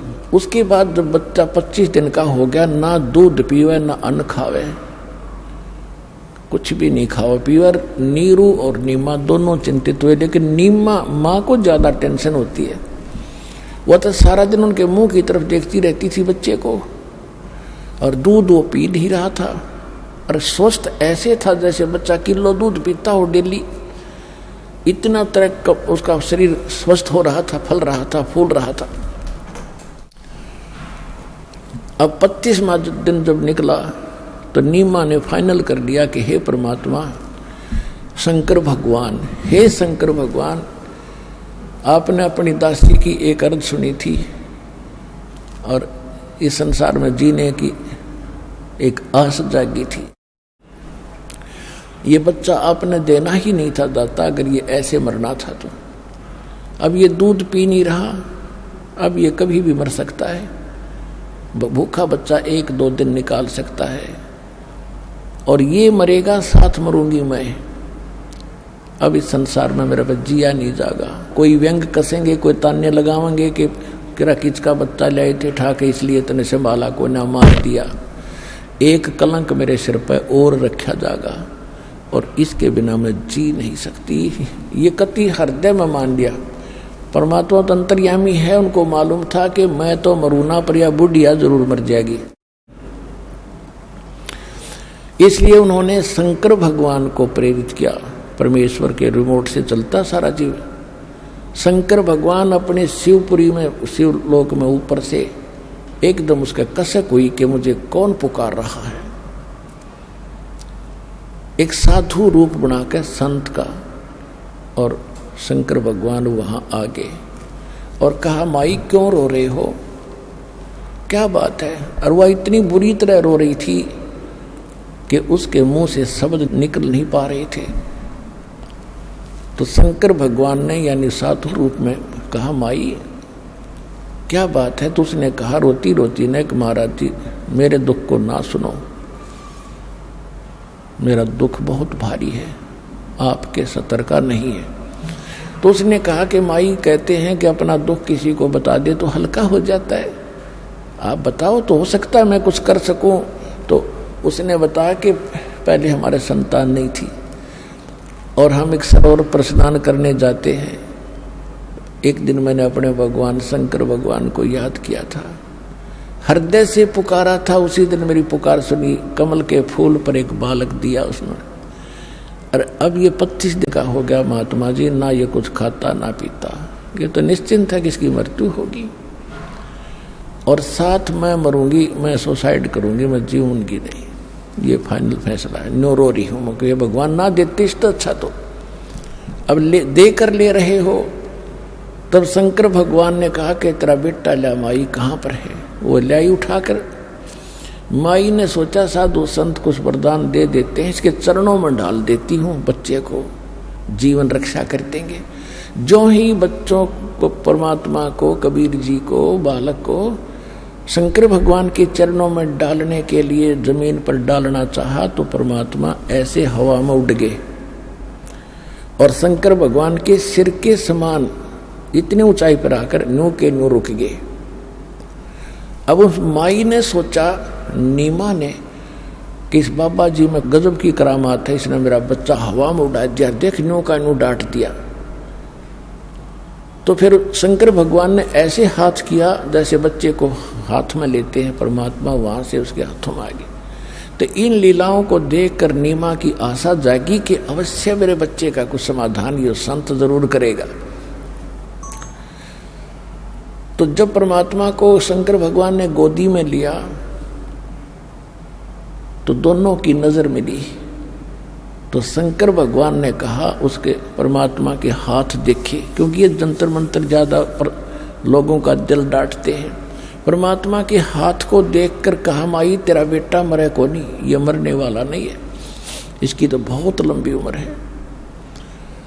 तो नीमा ने कहा कि महात्मा जी इन सुख की सांत्वना से मेरा दिल नहीं डटेगा, यो बच्चा कुछ पीवेगा तो मेरा दिल डटेगा, ना तो मुझे इस सुख की सांत्वना से संतोष नहीं हो सकता। कुछ भी बात बनाओ अविनाशी है, ये कैसे जिएगा, जो मरने वाला है। तब परमात्मा ने कहा कि शंकर भगवान इनको कहो एक कुंवारी गाय ले आवे। कुंवारी गाय ले आओ बछिया, जिसके साथ बैल ना लगा हो, कभी टच ना की हो। और एक कुम्हार के घर ते पवित्र पात्र ले आओ, कोई बरोला हांडी यानी कोई मटका मिट्टी का छोटा। तो उसने ऐसा ही कहा कि माई अपने पति को बुलाओ, वो भी आ गया। उससे पहले क्या था कि नीरू भी साधु संतों के पास जाता था, अपने बच्चे की जो ये भोजन नहीं करता उसके विषय में सबसे प्रार्थना करते थे, सब जंतर मंत्र भी कर लिए थे, पर कोई असर नहीं हो रहा था। वही नीरू उस दिन ही रामानंद जी के पास गया हुआ था और रामानंद जी से सारी कहानी बताई कि स्वामी जी मुझे एक ऐसा ऐसा बालक मिला हमारे को, और 25 दिन हो गए उसने आज कुछ नहीं खाया, कि जंतर मंत्र बताओ। तो उन्होंने कहा कि भाई ऐसा कहाँ मिला था कि लहर तारा तालाब पर। कब मिला था कि इस दिन मिला था। तो उसने जो अष्टानंद वाली बात सुनी थी वह कुछ हृदय में आई, लेकिन उनका ये ना जचाई थी कि ऐसे भगवान कमल के फूल पर स्वयं आ गया होगा, तो उसने उसको ध्यान नहीं दिया। तो उसको समाधान बता दिया कि ये कोई ब्राह्मण विद्वान पुरुष है, पिछले जन्म का कोई सिद्ध पुरुष है, इसके लिए तुम एक कुंवारी गाय ले आओ बच्चिया, जिसके साथ बैल टच ना किया हो, और उसके सामने खड़ा कर दियो, वो अपने आप दूध देवेगी, वो दूध पिला दियो। तो ये बात नीरू के जची नहीं कि इस पंडित जी ने अपने यहाँ से मुझे टालने के लिए ये बेतुकी बात करी है, कुंवारी गाय कैसे दूध देगी। तो उसने वो विचार भी छोड़ दिया कि नहीं ऐसा नहीं हो सकता। वो आकर पहले बैठा ही था और अपनी पत्नी से बता दिया था कि कहीं पर भी कोई समाधान ये निकल नहीं रहा है, तो वह इसलिए और घनी दुखी हो रही थी। तो फिर परमात्मा ने शंकर भगवान से कहा कि आप इनको कहो कि कुंवारी गाय लावे। उसने अपनी पति से कहा कि आयो जी, महात्मा जी ये कह रहे हैं कि कुंवारी गाय लाओ, वह दूध देवेगी जब यो बालक पीवेगा। अब रामानंद जी की बात तो उसका जची नहीं थी कि ये भी कभी हो सकता है। तो जब उस महात्मा के मुख से भी यही बात उसने सुनी नीरू ने, तो उसका कुछ दृढ़ता आई और कहा तू गाय ला। और परमात्मा ने कहा था कि हे शंकर भगवान, इनको कहो एक कुंवारी गाय लाएं और उसके ऊपर आप अपनी आशीर्वाद भरा हाथ धर दियो, वह दूध दे देगी, आप तो महापुरुष हो। अब परमात्मा के बच्चे हैं ब्रह्मा विष्णु महेश भी, उनको उन्होंने पावर देनी है, उनकी महिमा करनी है। आप वो महिमा के भूखे नहीं है, क्योंकि वो महिमा से परिपूर्ण है। कहते हैं बड़े बड़ाई ना चाहे, ये छोटा बहुत एतरावे, जो प्यादा फर्जी हो वो टेढ़ा मेढ़ा जावे। कबीर साहब कहते हैं जो समर्थ हैं वो महिमा की चाह नहीं करते, जो ओछे होते हैं वो घने, वही ज़्यादा अपनी महिमा की भूख रखते हैं, वो ज़्यादा अटपट करते हैं। जैसे जो फर्जी रास्ता होता खेतों में आपने देखा होगा, किसी के किलों के बीचों बीच बना लेते तो कहते हो टेढ़ा मेढ़ा जाता है, वो अस्थायी होता है। और जो सही रास्ता होगा वो तो बिल्कुल स्ट्रेट जाता है, वो पक्का होता है, उसमें डिस्टर्बेंस नहीं होती। तो कहते हैं बड़े बड़ाई चाहे नहीं और छोटा बहुत इतरावे, और जो रास्ता फर्जी हो फर्जी वो टेढ़ा मेढ़ा जावे। तो कहने का भाव ये है कि परमात्मा ने महिमा की भूख नहीं थी, और जो लीला वो करते हैं वो करनी ही थी। तो उसी समय नीरू गया, एक बच्चिया लाया 1.5 वर्ष की, एक कुमार के घर से एक बर्तन ले आया। कबीर परमात्मा के आदेशानुसार शंकर भगवान साधु रूप में खड़े थे, कुमारी बच्चिया के कमर पे हाथ मारा, थप थप थपी दिया आशीर्वाद की तरह। उसी समय लंबे लंबे सतन हो गए, और नीरू नीचे बैठा था पकड़े उस पात्र को, और वो दूध की धार बह चली, और पात्र भरते ही वो रुक गई। बोलो सतगुरुदेव की।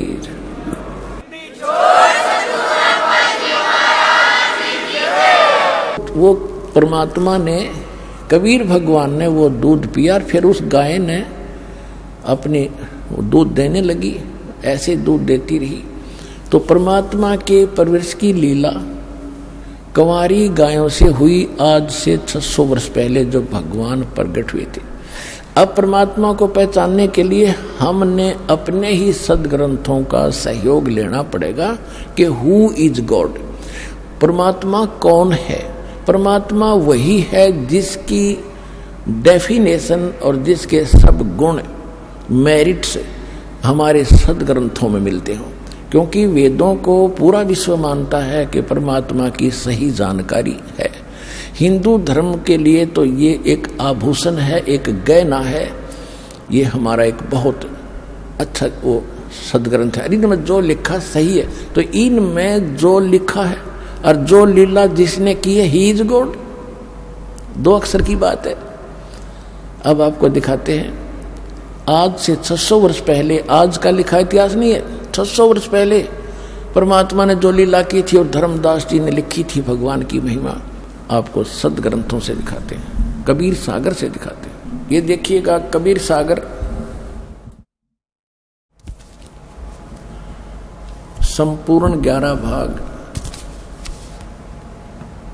खेमरा श्री कृष्ण दास प्रकाशन मुंबई से प्रकाशित है। कबीर सागर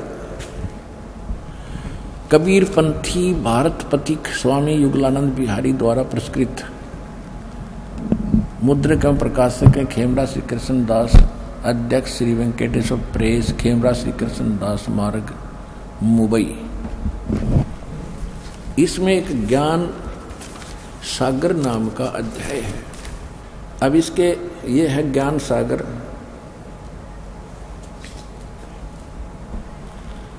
ये इसके 73 पृष्ठ पर दिखाते हैं। ज्ञान सागर ये खंड है, अध्याय है कि इसमें यहां से चला रहा है शंकर वचन।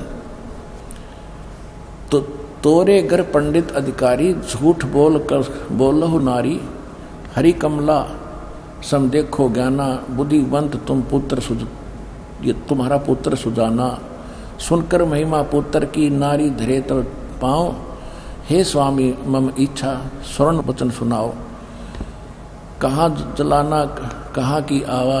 ये काफ़ी वार्ता है इसके अंदर, लेकिन हम अपने मतलब की सुने। शंकर भगवान कह रहे हैं 73 पृष्ठ। फिर वो चले गए वहाँ पर रामानंद जी के पास, उधर से नीरू। अब यहाँ देखो प्रश्न नंबर 74 पे ज्ञान सागर का हम यहाँ से पढ़ेंगे। अब रामानंद जी के पास जाकर के नीरू ने क्या कहा कि सुन जुल्हा मन भयो आनंदा, जिमी चकोर पायो निश्चंदा, यानी ले सुत चले हर्ष मन कीना, परमात्मा को तालाब से उठाकर ले आए।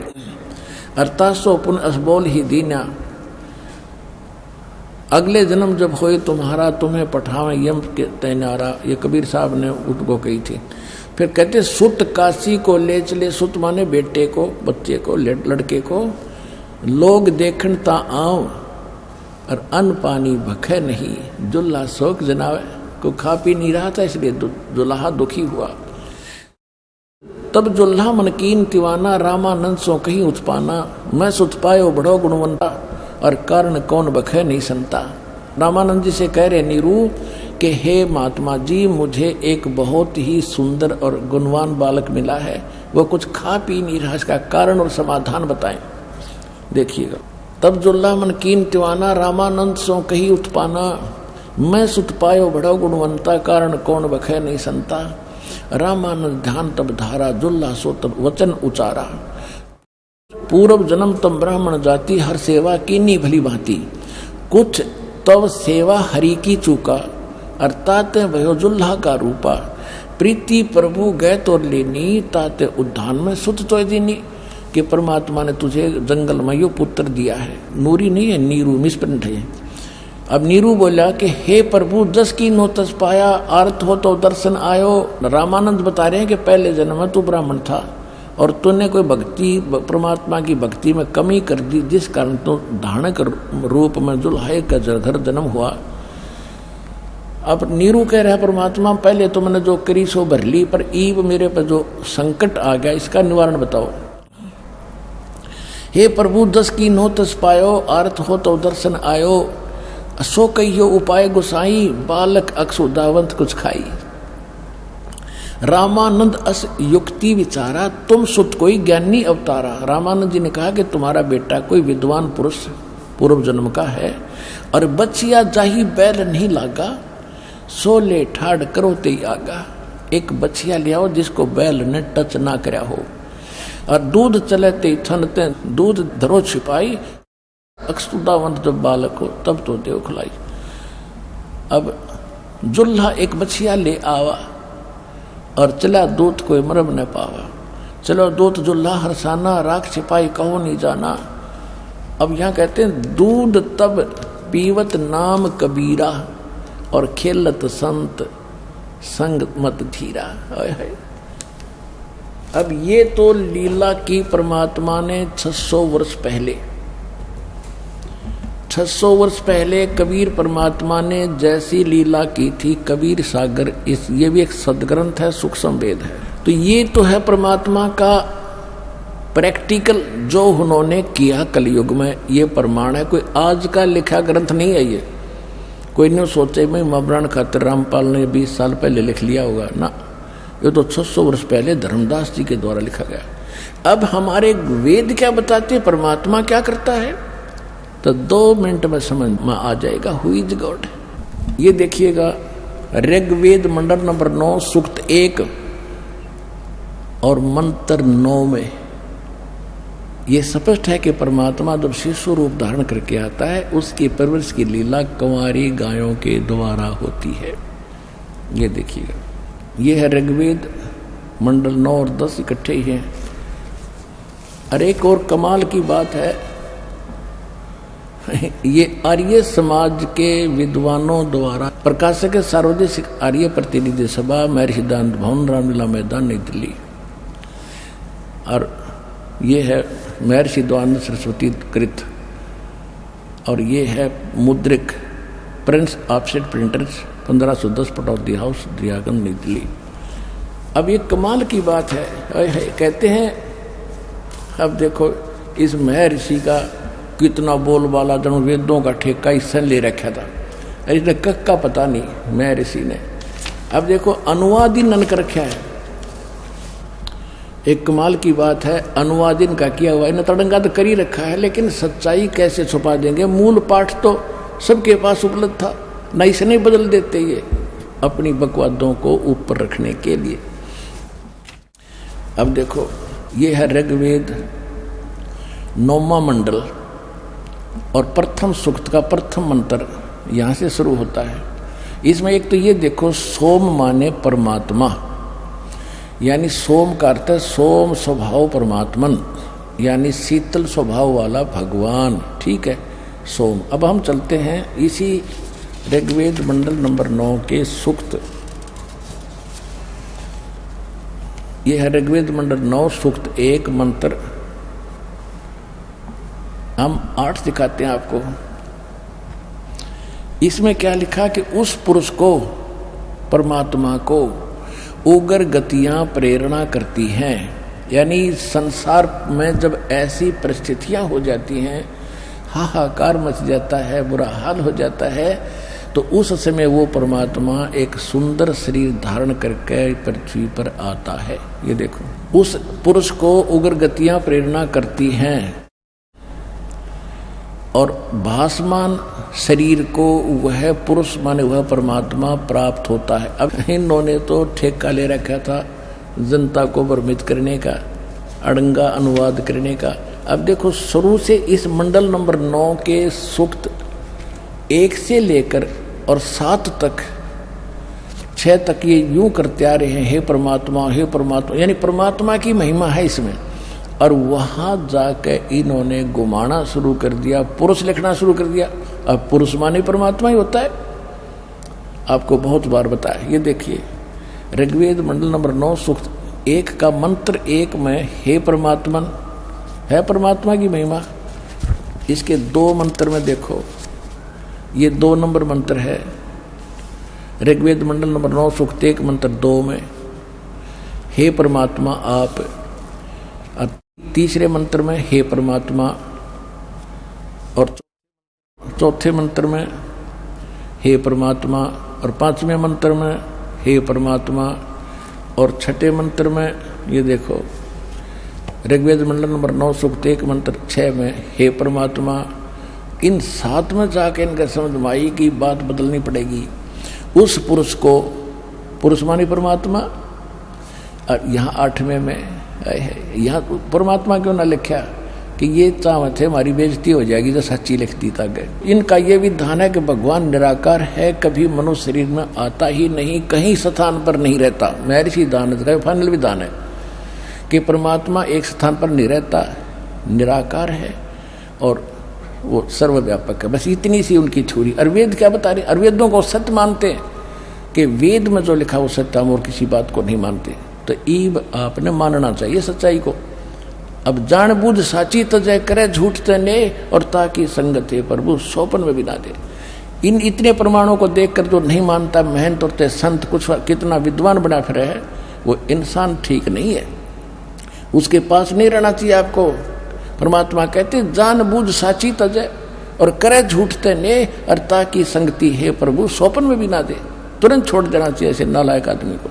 अब ये ऋग्वेद मंडल नंबर 9 सूक्त 1 और मंत्र 8 में उस पुरुष को, उस परमात्मा को उग्र गतियां प्रेरणा करती हैं। बुरी ऐसी भयानक स्थिति हो जाती है जैसे आजकल हो रही हाहाकार मच रहा। भासमान शरीर को यानी सुंदर शरीर को वह परमात्मा प्राप्त होता है। और वो परमात्मा हमारी, इसमें यह भी प्रमाण दिया है कि वो इसी मंत्र में, ऋग्वेद मंडल नंबर 9 सूक्त 1 मंत्र 8 में, कि वो परमात्मा 3 स्थिति से हमारी देखभाल करता है, 3 शरीरों से। देखना, भासमान शरीर को प्राप्त होता है और जिसमें 3 प्रकार से दूसरों का कल्याण करने के लिए यानी दूसरों का उपकार करने के लिए, परोपकार के लिए मधु में शरीर मिलता है 3 प्रकार का। अब जैसे दास ने प्रारंभ में बताया था कि एक सतिथि में भगवान वहाँ बैठे सतलोक में अपने सिंहासन के ऊपर, तख्त के ऊपर, सिर पर मुकुट है, ऊपर छत्र राजा की तरह। और दूसरी सतिथि में ये बालक बनकर आते हैं, प्रत्येक युग में एक लीला करते हैं, आम जनसाधारण की तरह बड़े होते हैं धीरे धीरे सब।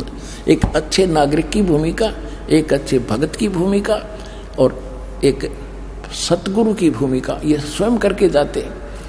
तो उस दूसरी प्रकार की जो स्थिति है उसका वर्णन अब 9वें श्लोक में मंत्र में है। देखिएगा, ऋग्वेद मंडल नंबर 9 सूक्त 1 मंत्र 8 पढ़ दिया हमने, 9वां देखो, देख कितना स्पष्ट है। शिशु रूप है, शिशुम अभी इमम अधन्या उत्सरणंती धेनव, धेनव माने गौवे, शिशु माने शिशु रूप में प्रगट परमात्मा को सोम इंद्राय पातवे।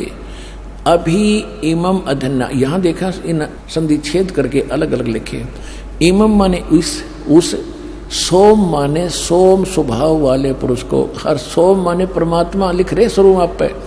तो यही इन्होंने घुमाना था कि ये पुरुष पर सोचेंगे कोई आदमी के बारे में लिखा होगा, क्योंकि आम आदमी इतना पढ़ा लिखा था ही नहीं, ना उसको ज्ञान था।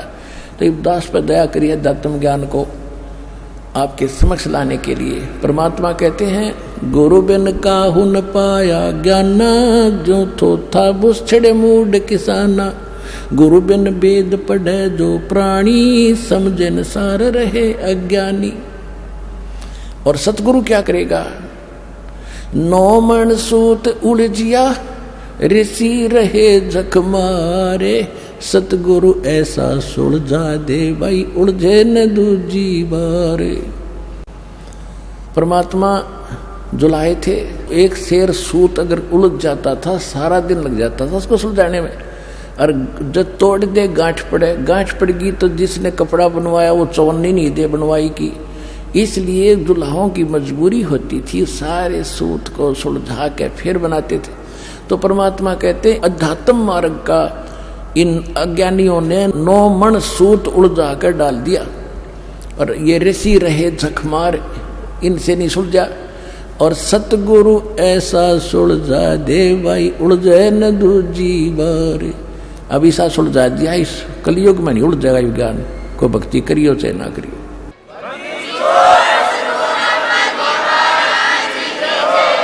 अब देखिएगा, ऋग्वेद मंडल नंबर 9 सूक्त 1 मंत्र 9 पढ़ रहे हैं।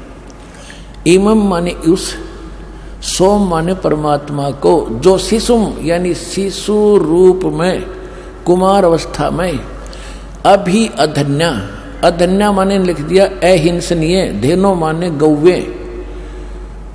अब अहिंसनीय नहीं, हमारे देसी भाषा है या हरियाणा की, जो गाय बिना दनाई हो ना, नए दूध ना हुई हो, गर्भ ना रहा, उसको कहते हैं ये बिना दनाई है, अधन्या, बिना दनाई। और उसको संस्कृत में अधन्या यानी जो धनाई नहीं है, जो बैल ने टच नहीं की है सांड ने।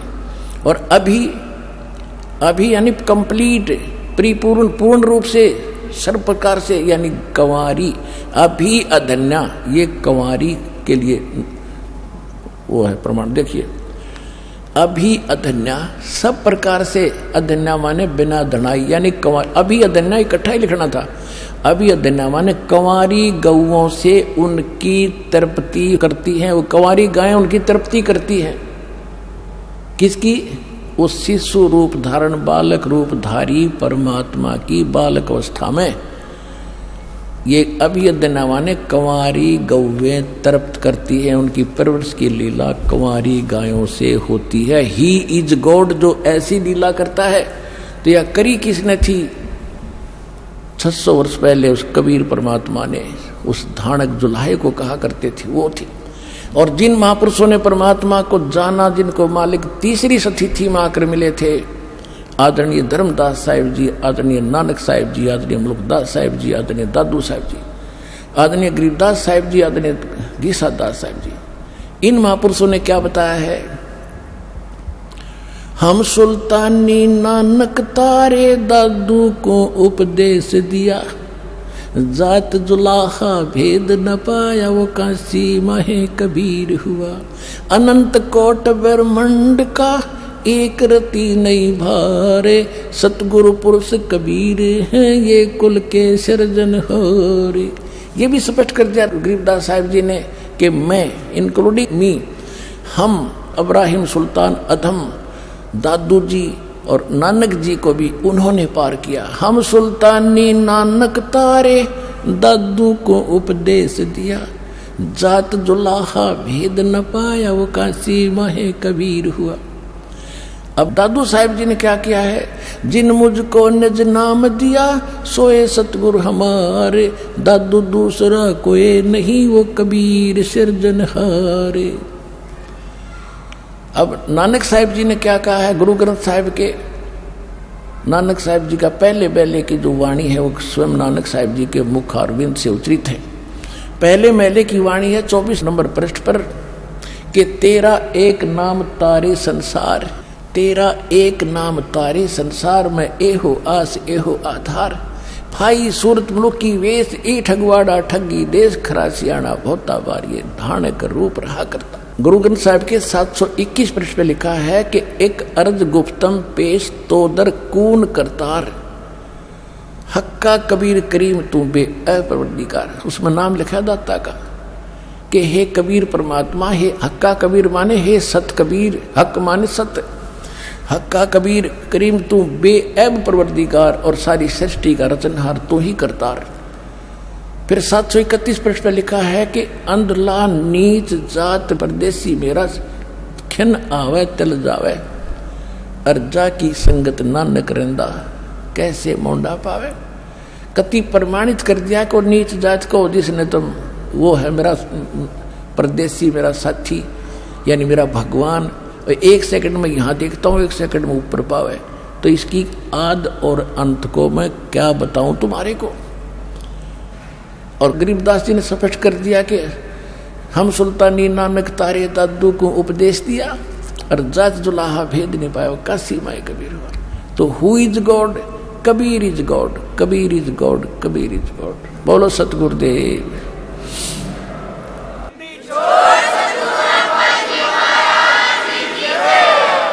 अब आपको भक्तों के अनुभव सुनाएंगे, उद्यान पुरुष में।